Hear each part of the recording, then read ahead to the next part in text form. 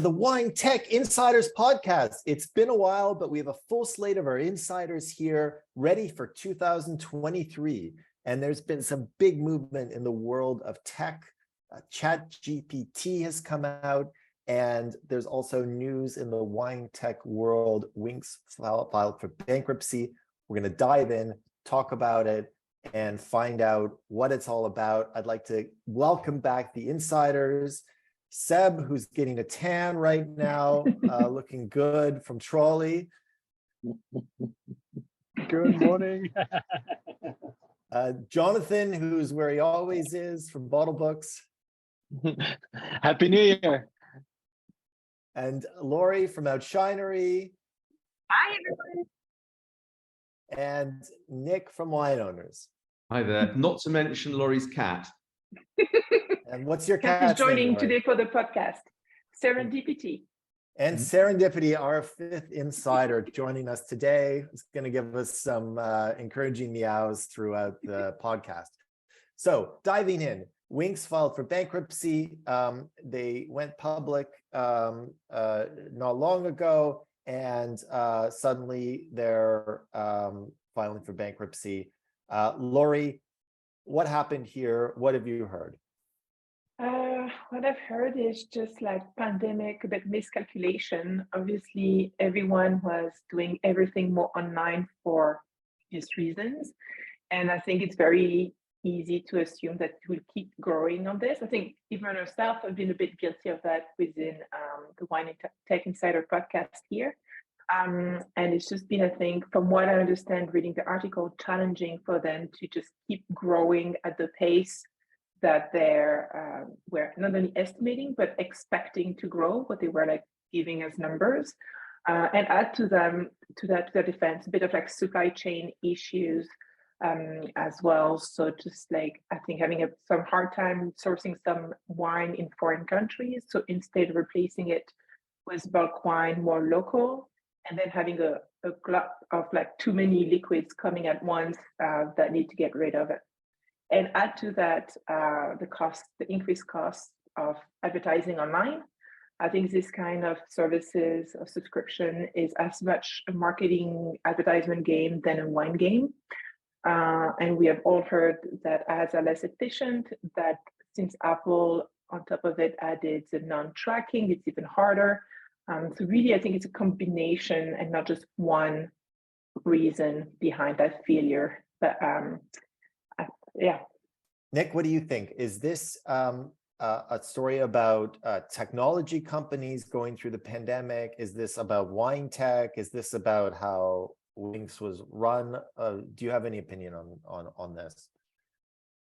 Yeah, I definitely am with Laurie in terms of her brilliant point around customer acquisition and the likelihood of that getting more and more expensive, more and more competitive. I think the challenge for a business coming through the kind of a peak the size of what we've seen over the last couple of years is a dual challenge around customer retention and repeat purchasing. And if you have a brilliant product, and if you have brilliant customer service, and you're just a really well-run business across those dimensions, then you'll almost certainly continue to do quite well, irrespective of the market and the challenge around customer acquisition. If, on the other hand, your product is so the other side of putting the cork, and actually if you're hemorrhaging customers and your churn rate is significant, then that's when the rubber hits the road, when the market comes off the boil. And I think perhaps that is a combination of things that we're seeing here. So I suspect it's probably not an awful lot to do with the tech, probably not an awful lot to do with the digital customer experience, but everything to do with those other key aspects that refer to. Yeah. It's funny, it mirrors a bit the behavior of what we're seeing with Netflix, which obviously is a different service, but they've never seen so much churn in the past. People would subscribe to Netflix and we kind of like stick to it.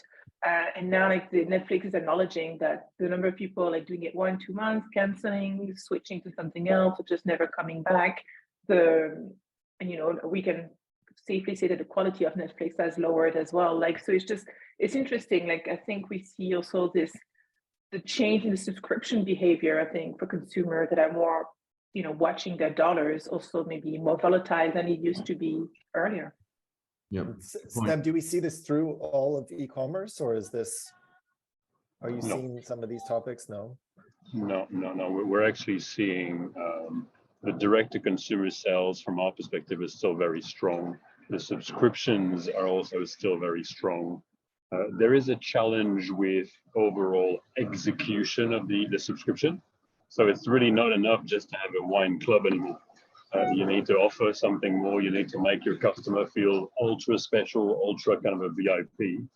And ultimately, look, if we focus on Winc, it's clear that they've never turned a profit. So there is an argument for saying that while it was the first very kind of a public, very kind of open, very marketed, very well-known club launched in the US, right? Well marketed, well put together initially, but they probably should have crashed 5 years ago.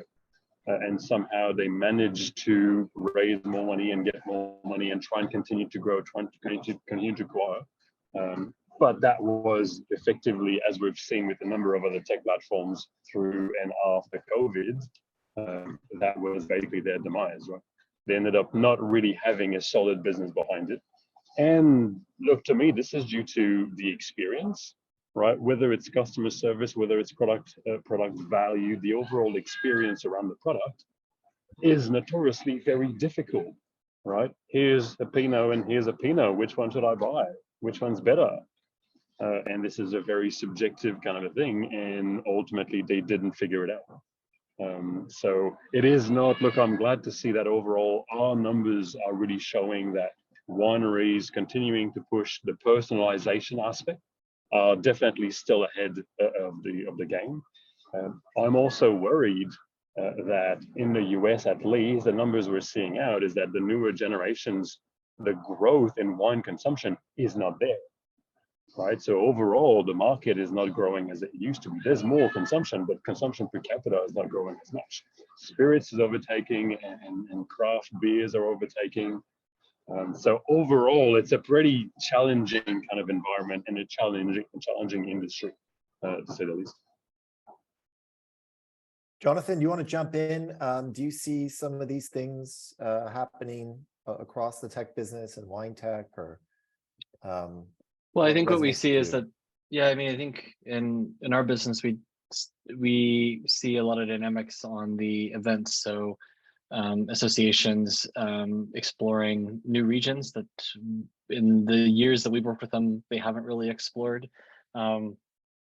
Some of that is due to the pandemic. Some of that is due to market shifting, tariff barriers being erected, having to find new markets. I mean, so it's not just one simple answer, but I think in the context of Winc and other businesses that are just reported a downturn in revenue, I mean, the wine industry as a whole seems to have increased revenue. So it's not that wine, that people cooled on wine in the last 6 months or the last 9 months, but rather there's some specific businesses, and due to the pandemic, it's really hard to extrapolate a trend, because also, in the same articles that Winc has mentioned, you also see Naked, but Naked has a history of going up and down as well. And there's been various reasons for that before the pandemic, but so it's kind of hard to extrapolate, but there still seems to be demand for wine and spirits, just consumed and acquired in a different way from different companies than you might have gone for during the pandemic.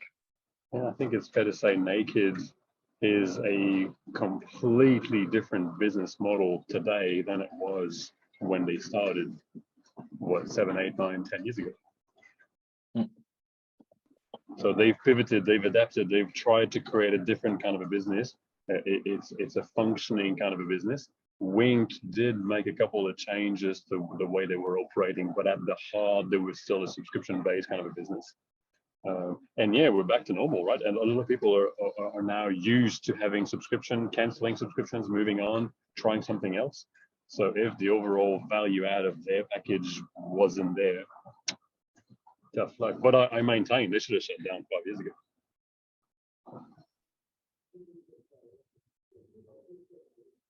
Okay, let's move on. Let's talk about Chat GPT, everybody's favorite topic over Christmas dinner, over the holidays. I think everybody was chatting about this because probably there's somebody techie or somebody young who's been playing around with it.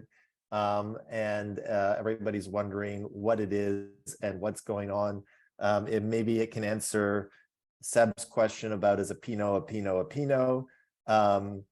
Let's get your first reactions to ChatGPT and what you thought initially, because I think that's important. That's an interesting perspective for us. Laurie, what did you think when you first played around with it, when you first took a look at it? Fascinating, scary, and exciting. I think it's a mix of awe, right? Like AWE, I'm not sure if I'm pronouncing it right. A mix of like the machines are here for real and they are taking us over even in the creative direction. And then right away, just like putting another positive spin and trying to see the glass half full versus half empty. Just like, hey, like, what can we do with it? Like, how can we play with it at first, apply it, leverage it? And it's been really fun, even internally, to play with the tool, even between each other here, like at Tech Insiders, like, trying recipe pairing with wine, right now we're trying to see how the software, no, it's not a software, but how ChatGPT can, create custom code directly for 3D software, because you can write any kind of things, English, French, JSON, anything you want. So we're just scratching the surface. And what's, again, scary and exciting is like, it was released November 30th. So it's only when January 17th is where it's releasing this. So it's still very recent in the public domain. And I just get alerts and just seeing cool things that people are creating. But yeah, it was a heated dinner yesterday, actually, with my parents and my family, of just like, what are we going to become as humans, So it's fascinating. Yeah, Jonathan, how was your reaction? What did you think? Every startup just got a free marketing department. Like our press releases, we have, we've never been great at writing press releases. And now you go into ChatGPT, you type 2 sentences, and then it generates a 5-paragraph press release with quotes and the background on the companies, and none of that we had to do. And something like that would have taken us across our team. It might have taken a day worth of work, and now it's taking us 30 minutes. And this is something that I think small companies don't always have the budget to give to a proper copywriter. And that's why I think, like, for a lot of startups who are trying to generate good content, to make sure their emails are read and not just canceled, or newsletters canceled. I think it's an amazing time to be a startup that needs to tell stories. And doesn't every startup need to tell stories, right? Every Absolutely. business needs to tell stories. 100%. And the challenge these days is the stories need to be shorter and shorter and more frequent. So it's a constant thing that needs to be fed, and it's very difficult for small businesses when they're trying to do so many different things at once to maintain that intensity and that momentum through their communications and storytelling. So I completely agree with the fact that this is transformative in terms of being able to give a more powerful voice to businesses, broadly speaking, and to to alleviate the content origination overhead that otherwise is there. I mean, there are some notes of caution to strike as well, that you definitely need to proofread what it comes out with. Oh, yes. I think somebody in my team for our 10th anniversary decided to sort of see if it would write a profile about me, so sort of stuck in Nick Martin wine owners, and of course unfortunately there are actually quite a few Nick Martins in the wine industry, and so I sort of became this sort of kind of curious pantomime horse made up of different personas, and it was kind of interesting actually. I could have gone there for a day or two, but was it a better Nick Martin, or was it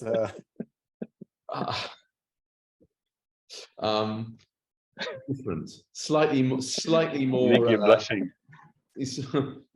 Slightly less predictable.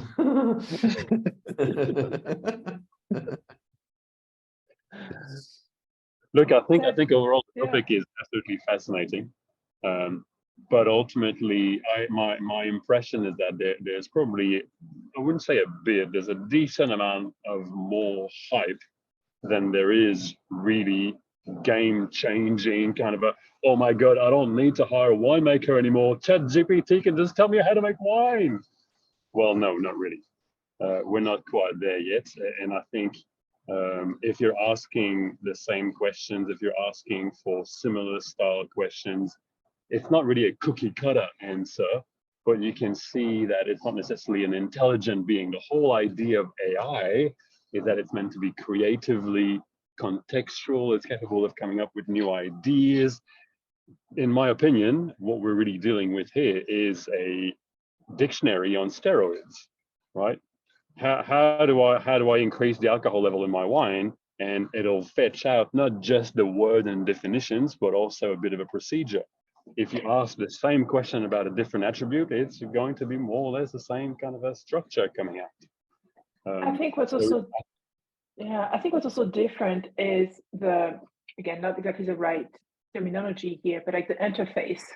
I think before everything that was AI or anything like that, like you needed to be a developer. There was this kind of like, there was this gatekeeping of like, I don't know how to get there. I think what ChatGPT is also very interesting is you don't need to, it's just like, and that's why obviously the New York Times yesterday, he was on the cover, just like, okay, Harvard, anything, any schools, like everything is like, okay, what do we do now? Because of course students are going to use that, and the plagiarism software can't recognize plagiarism because it's not copy paste. So I think what's interesting as well is like this democratization, like this removal of barrier to AI, and I think that's a part that could be easily forgotten, because I'm the less techie of us all here, and I think for me, like that's very fascinating as well. Like it's really going into the hand of the masses.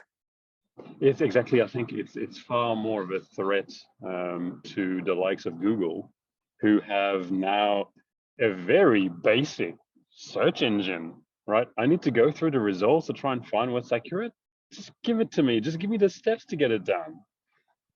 So from that perspective, it's actually really cool, right? The interface, I absolutely agree.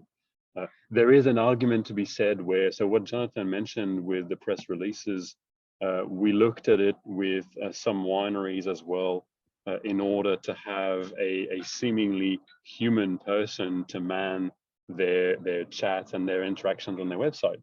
So instead of being completely offline, or instead of having a completely dumb bot going out on something you mean, you can have especially with the winery's suite of products in mind, once ChatGPT understands a winery's website content, ChatGPT can then seemingly intelligently answer questions to customers on a 24/7 basis. So there's a couple of opportunities from that perspective. I had an interesting experience. So I'm also working at Bottlebooks, and we have a new product, an e-label product for the EU nutritional regulations that are coming in, and ingredients regulations.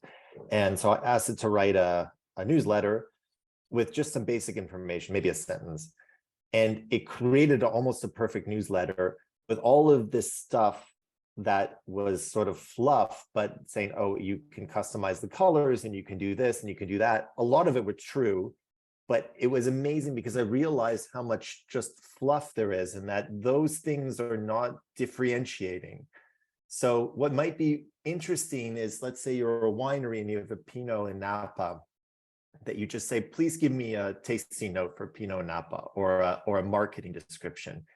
And then you can look at what you have and see, okay, what's unique about my wine? Or maybe mine is a classic Pinot from Napa, or maybe, so it's also an interesting way, because I think we'll soon be able to see, right now we can't, but soon we'll be able to see this fluff, especially if we have a focus in our industry or whatever. We'll say, oh, that was definitely written by ChatGPT, or, oh, that, like, I can see how, you know, it wasn't unique. And it might push us to figure out what's more unique about us and our products more than just having this, you know, this fluff to go in. It might make our communications better and more direct.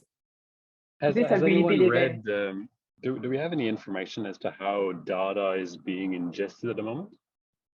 Because I know they have a product where you can tap into their API to ask the existing models certain questions. Is there any way that we would be able to feed like more wine-specific data directly from producers, for instance? Do we know anything about that? There's a big debate about these AI and what information they have access to. So, you know, part of where ChatGPT fails is because it doesn't have the right data, or it's not in the right industry. And there's a question of who owns that data. So right now, Google goes and provides a link to the website, but it's a kind of service for that website. Okay, we're going to promote your website. So people don't mind Google doing that. But they might mind an AI doing that. And so there's a big question about who owns this data. Is it going to be open and free? Can we plug things in? And so I think these are like the questions, and also companies trying to partner or trying to get access or trying to make it work for them. But it's incredible that, like Laurie, you said, you know, AI was some kind of thing that you knew was happening, but it was sort of behind developers or whatever. And since November 30th or whenever it was released, it's just suddenly in front of everybody's face. And now every 13-year-old knows how to write their essay, you know, using chat. I mean, it's incredible. Well, knows how to write. And that's, I mean, that is a debate, right? Like, it's just like, then you become an editor of your own AI kind of thing like that. Yeah, but when you were mentioning, David, about like kicking off, like starting tasting notes or even like profile about the winery, I've listened to some podcasts about like writers, maybe also journalists or something, that they just kick off, you know, with the AI to just like, okay, where does it go?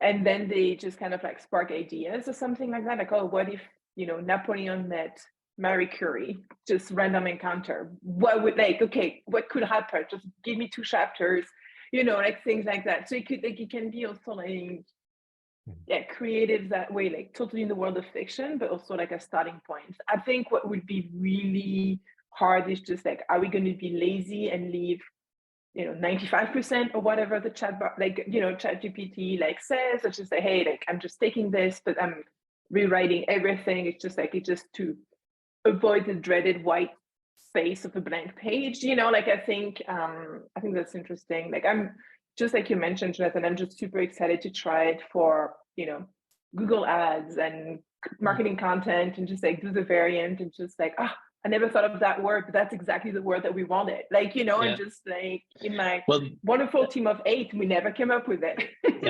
Yeah. And then to refine as well, I've also tested a couple of things where you type in improve grammar and then pop in a sentence and discover that didn't do so much. But if you type in improve English, and then copy and paste it in, it makes my paragraph so much more readable. Because it's not just the grammar is okay, but the flow could be smoother, and it takes what I wrote and it will smooth it out. So I think it's really one of these things of like, when it's used for good, it can be amazing. Yet there's also all these ways of using it for evil as well, such as with disinformation and stuff like that. But I think a lot of us at the moment are exploring it for good, but there's certainly some people out there that are figuring out how they can accelerate the disinformation cycle on the other side. Can I suggest as well something that put a pin on it? Like there are some functions that allow to not downgrade but simplify the copy. So you start maybe with a science text and it's got all the data about, let's say, the planets or something like that. Like, hey, but like make it to the level of a 12th grader, make it to the level of a 5th grader. And part of you is just like, okay, like how could that be a way to speak about wine meeting you at the level where you want to be? Hey, you want to know about tannin, pH, and the bricks at harvest? Okay, we'll get you that. And then have ChatGPT be like, hey, do you just want to know like what kind of like wine connoisseur, like, you know, like this is kind of like interesting. Maybe there is now no longer one tasting note, but there is 5 of them, a different level. And it may not just be simplification, but more like what matters to the user. So that got me excited as well. Totally. I went in and I took a press release that we had it generated, and I said, now explain it to a 5-year-old. And it was really interesting to say this. Like, I can't remember what they used to describe what websites were, but like it started describing wine as grape juice, which is something that obviously a 5-year-old could relate to. And like, this company makes grape juice. This company stores information on grape juice, and they are now going to do something together. And it was really targeting different audiences. I think it's really interesting. And we looked at it from a coding perspective as well. I mean, we've been using AI in our development environment since a couple of years to help us autocomplete. Like we type in a line or 2 of documentation, and then the code generator is able to generate what we do. And it's basically drawing on all of the publicly available source code out there. And it's also interesting to see that some patterns come up which we hadn't thought about, and you can also make corrections as you go along. So it's working with you, but it's the generative AI. I think it's a big productivity gain as well. You always have to double check, right? The code is grammatically correct, but it doesn't mean that it's doing what you want it to do. So on all of these things, you have to check dates. The chat GPT, actually pulled out the right date of the event, or the right URL, because if you don't, like, it looks really, really good to begin with, but it can be so riddled with actual errors, completely grammatically correct, but riddled with actual content errors that it still needs humans in the loop for the more advanced features. So it's really, we're really not at a point where ChatGPT could save Winc as a business. There's the amount of creativity is not quite there yet, but the business improvements, I think we've got an interesting tool to play with. Yeah, for sure. Yeah. Well, I think it is an interesting tool for smaller businesses against larger ones, because the larger ones are going to have, if they haven't already had their compliance departments come in and block ChatGPT on their networks and put policies in place for their employees to not do anything in ChatGPT, and all the smaller companies are going to be using it. And granted, Microsoft is, an investor in ChatGPT or an OpenAI, and they're looking to step up their stake in the business and put another 10 billion into it. So, they're looking at the enterprise story down the road, but there's this window right now where I think there's a very unique opportunity for smaller companies to do some things that only the larger companies were able to do before. And today we can not only do it a bit better, but we can do it really quickly.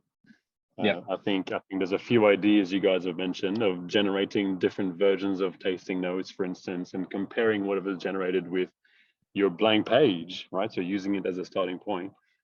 There's definitely like quite a bit of value already, but it's also not. I think it's not at the point where it's going to revolutionize the way that people discover and experience wine. Not quite. Maybe in the near future. ChatGPT 4, right? That's coming out in 6 weeks or so. Well, they've got they have a paid plan, and when you pay for the plan, they actually have access to more advanced models. So they are already working on different things, and now the world is feeding data and things they're trying with it. It's just, look, it's a beautiful learning experience for them, for sure. Yeah. And what you were talking about earlier about feeding in wine websites, I think right now the current data set is up to 2021. Mm-hmm. So it doesn't know about recent events so I'm not certain how it digests new websites at this point, but it's still in beta and they're just wanting to. But what an amazing marketing move. I mean, so Sam Altman's running it, who was doing Y Combinator, and incredible that, and I don't forget how much they're spending, $1 billion a week or every 2 weeks, or I mean, it's nuts. But they just made the greatest, product launch since maybe the iPhone or since the Tesla or I mean, it's incredible. And now everybody's looking to them. For sure. So even from a tech perspective, it's impressive. Well, I think it's also then to take this and put it against the backdrop of all of the voice assistants, right? So, Amazon has, I think, laid off half of their Alexa staff because after 10 years, they decided they couldn't figure out how to make money off of the voice assistants, or they couldn't make money off of people asking simple commands, because that's what you're able to do with the voice assistants. And it was just burning up CPU power and resources in their data center, and they weren't able to generate money. And then you have, and it's like you were talking about, going out and one step past Google being able to summarize resources out there. Whatever the tech that Alexa is based on, that's now ancient tech. And it's what you can do: turn on the lights, set a reminder, set a timer, and there's no way to make it do what ChatGPT does without a complete overhaul of what they're doing. So I think it's whether they knew about this before they started the process or it was just based on their own internal numbers. I think it's something that was inevitable that they're going to have to do. Final question for you, Laurie. I've seen how it's also capable of basically creating images and art. Would you consider using it for wine labels? Well, not for wine labels, but for potentially more like what we call lifestyle images. So bottles into scenes. We've been playing a little bit with it already. And just kind of based, on the attribute of the wine, and then okay, what kind of environment do you think this wine bottle will look the best, or something like that.